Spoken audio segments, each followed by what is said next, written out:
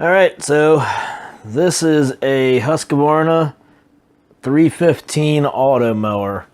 We're going to take a look to see what all comes in the box with this machine here. So,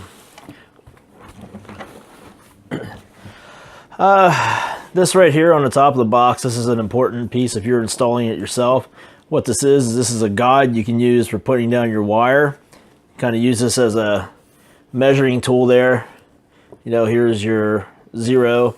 Run the wire across there. You're at 4 inches, 12 inches, 14 inches. It's nice. You can hold that up against a you know, a flower bed or, you know, the edge of a sidewalk or whatever, and stay consistent then with where you're putting your wire at, which comes in really handy later on when you adjust how far past the wire this machine can go. They have a distance of between 8 to about 20 inches they can drive past the wire. So you got a lot of room to play with there. So this is a big thing you want to figure out when you're going to install the mower, as to how far you're going to keep the wire back from any obstacles or retaining walls or flower beds or anything like that. So then here is the actual mower itself. As you can see, it's sitting in there on the charging station. We got the literature up here in the corner. That must be the power supply down there for the charging station. And there should be another couple packages of things in here yet we'll dig out, probably underneath the mower. So let's get this thing pulled out and see what all we got in here. Okay, we pulled the mower out. Have it sitting here. You know, as we said, we got the charging station, we got our literature, we got the power supply over there for the charging station. So there's more to this, we know that. So let's see. Oh yeah, here it is. Under here you got your bag of goodies.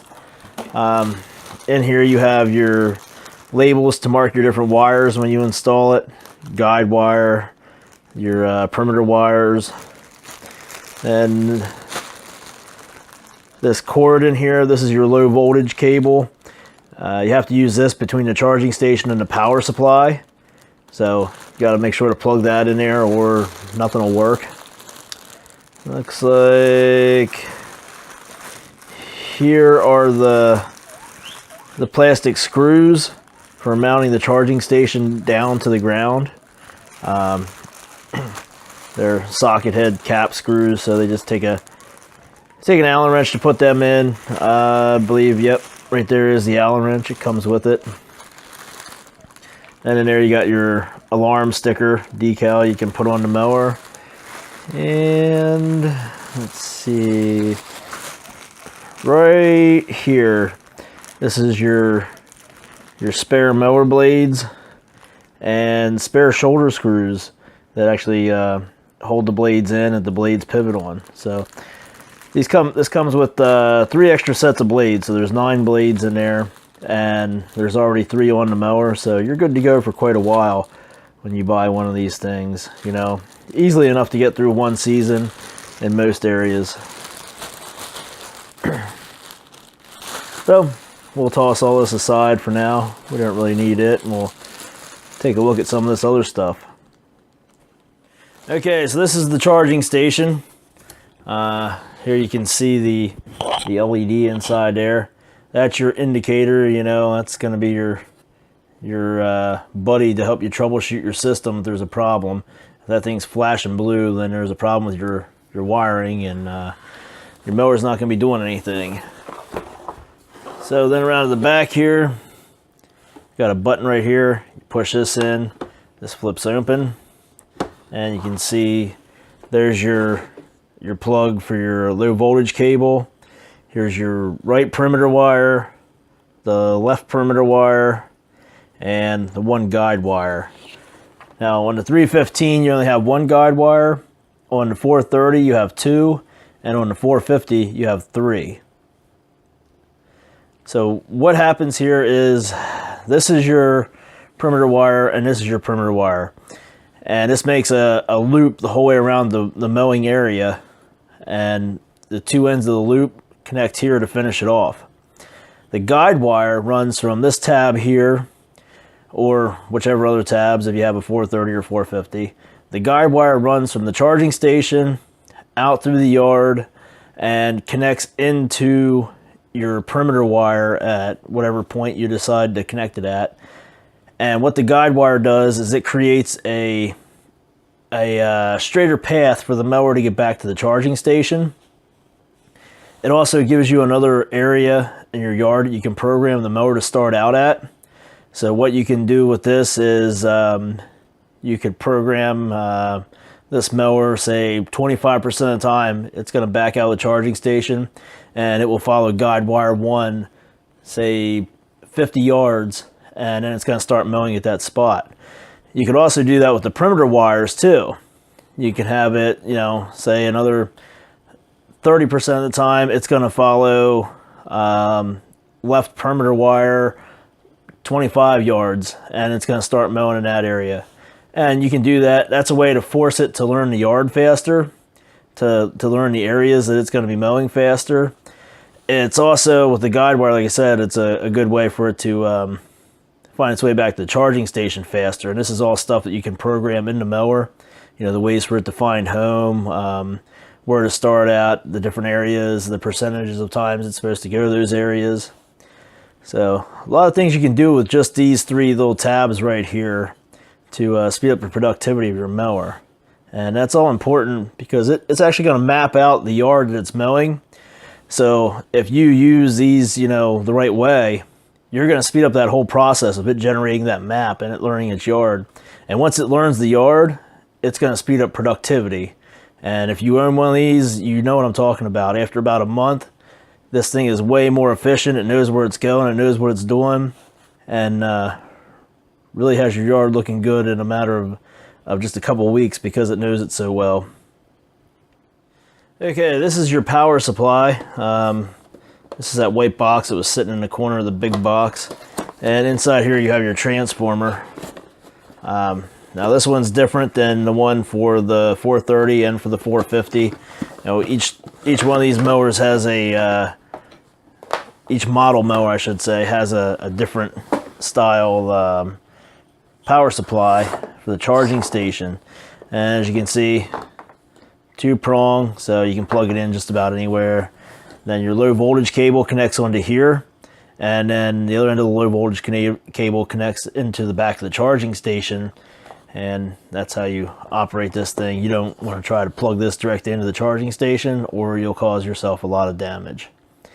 Here you can see all the specs on the power supply. So if it's not working or something comes up, you can easily test this thing because you can see how many volts it's supposed to be putting out. You know, the output right there, 28 volts. Let's see, right there's the Husqvarna part number. If you ever need to get another one, just call them up or call up your dealer and tell them this is the one you need. This is the part number. Pretty straightforward. Has 2 holes here. You know, you can mount it on a wall, hang it up outside. You want to try to keep this thing out of the sun the best you can. You know, you don't want to get too hot. It'll just cause it to fail prematurely. But these things are weatherproof and usually hold up pretty well. And this is the paperwork that was in the box here. You got an operator's manual. You got the quick guide. The quick guide is really nice. Gives you a pretty simplistic idea and view of what you need to do here as far as like the install, you know, where you want to position the charging station at. See, it shows you right here, hooking a low voltage cable in between there.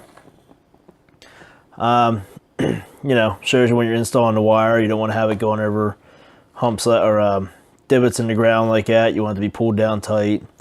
Then it shows you here how to lay out with your guide wire, and you can see here the guide wire coming out of the charging station. It goes around and connects into the perimeter wire.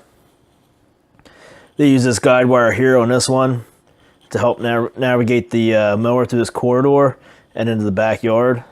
So gives you a little idea there of how you go about setting it up if you're installing it yourself.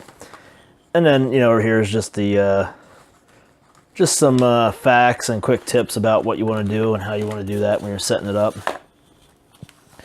And in here in the operator's manual, you get into the more little bit more technical stuff. You know, it tells you what parts are what on here, how the mower behaves, how to adjust the height of cut, that kind of stuff. How to set up a few other things on the mower. Got the eco mode, weather timer, all that stuff is explained how you turn that on and off in here. Pretty simplistic, pretty straightforward, pretty easy. Here's all the technical specs on the different models of Automower, so you can always compare if you want. Yeah, that's about it with the manuals there. They're in a whole bunch of different languages, that's why they're so thick. So, okay, so that's it. That's all there was in the box here for our Automower. Except for one other little thing. There was another paper in there. Always make sure that your mower comes with the PIN number, because you're going to need that when you get home or when you go to get this thing out and set it all up. First thing you have to do is put the PIN number in on the control panel here on the Automower. It doesn't matter what model you have, it's going to ask you for that PIN number. And you want to make sure your dealer gives you that before you leave. Always check that you have that. If you've ordered one of these and they've shipped it to you, if they didn't put that in there, you need to call them right away and get that set up, because like I say, that's the most important part you're going to need is to get this going, is to have that PIN number. If you don't have the PIN number, it's going to take you a while to get one, because to them, you know, you call Husqvarna, they're going to think right away that it's stolen, because who wouldn't have the PIN number if you just bought it? So just one thing you want to make sure of. Always make sure when you buy one of these that the PIN number is included.